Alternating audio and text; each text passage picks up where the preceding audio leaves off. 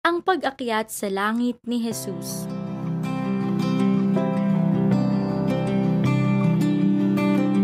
Sa muling pagkabuhay ni Jesus, maraming beses na siya'y nagpakita sa kanyang mga alagad, tulad ng paglalakad ng 2 apostoles patungo sa Emmaus at sa kanilang lahat habang nagkukwento ang 2 naunang pinakitaan ni Jesus. Sa ating ebanghelyo ngayon, ay makikita natin ang pamamaalam ni Jesus, ang pagbabasbas at ang kanyang ipinangako, ang Espiritu Santo. Sa huling pagkakataon, tinulungan niya ang mga apostol na maunawaan ang kahulugan ng kanyang kamatayan sa liwanag ng banal na kasulatan. Sinabi niya sa kanila, "Ganito ang nasusulat, kinakailangang magdusa at mamatay ang Kristo, at pagkatapos, siya'y muling mabubuhay sa 3 araw. Sa kanyang pangalan, ang pagsisisi at kapatawaran ng mga kasalanan ay dapat ipangaral sa lahat ng mga bansa, magmula sa Jerusalem. Kayo ang mga saksi sa mga bagay na ito." Para kay Jesus, ito ang katapusan ng kanyang paglalakbay sa mundo at simula naman ng mga apostol para sa kanilang mahabang paglalakbay upang dalhin at ipahayag ang mabuting balita sa lahat. Upang palakasin ang kanilang loob sa misyong kanilang gagampanan, ipinangako ni Jesus na hindi sila mag-iisa. Ipadadala niya ang Espiritu.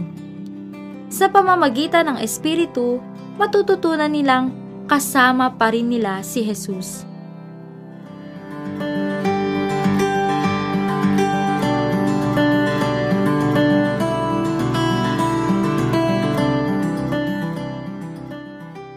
Ayon sa Katisismo para sa Pilipinong Katoliko, ang pag-akyat sa langit ay isa ring pangyayaring nakapagliligtas sa atin.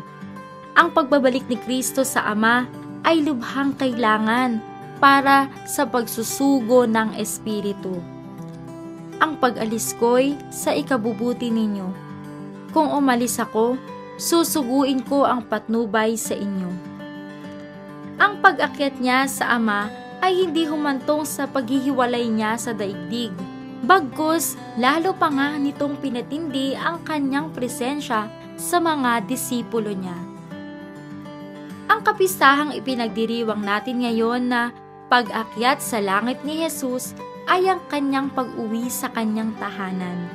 Alam ni Jesus na siya ay nagmula sa Diyos at tinatanggap ang lahat mula sa Diyos na tinatawag niyang kanyang Ama. Kaya't siya'y magbabalik sa Ama na nagsugo sa kanya na nagbigay karangalan din sa kanya. Sinasabi din sa ebanghelyo ngayon na tulad ng mga apostoles, tayo rin ay kanyang isinusugo sa isang paglalakbay sa mundo upang ihatid ang mensahe ng pagmamahal ni Jesus sa lahat ng makakahalubilo at makikilala natin sa ating buhay. Ang gawaing pagpapahayag ng mabuting balita sa lahat ng tao ay ang pinakamahalagang misyon ng simbahan, ayon sa Synod sa Africa. Bawat Kristiyano ay tinatawag na maging evangelizer o tagapagpahayag ng mabuting balita sa lahat ng tao, sa salita at sa gawa. Itinuturo din sa atin na ang pag-akyat ni Jesus sa langit ay pagpapaalala na para kay Jesus, ang ating buhay ay isa ring paglalakbay pauwi. Pauwi sa bahay ng ating Ama. Ang buhay ni Jesus ay nagbibigay pag-asa sa atin na mga bahagi ng kanyang katawan, na balang araw ay makakapasok tayo sa kaluwalhatian kasama niya.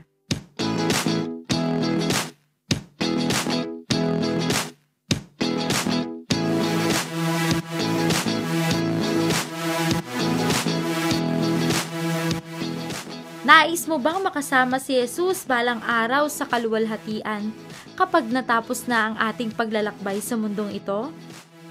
Ano-ano ba ang mga paraan para makamtan ang nais mong ito?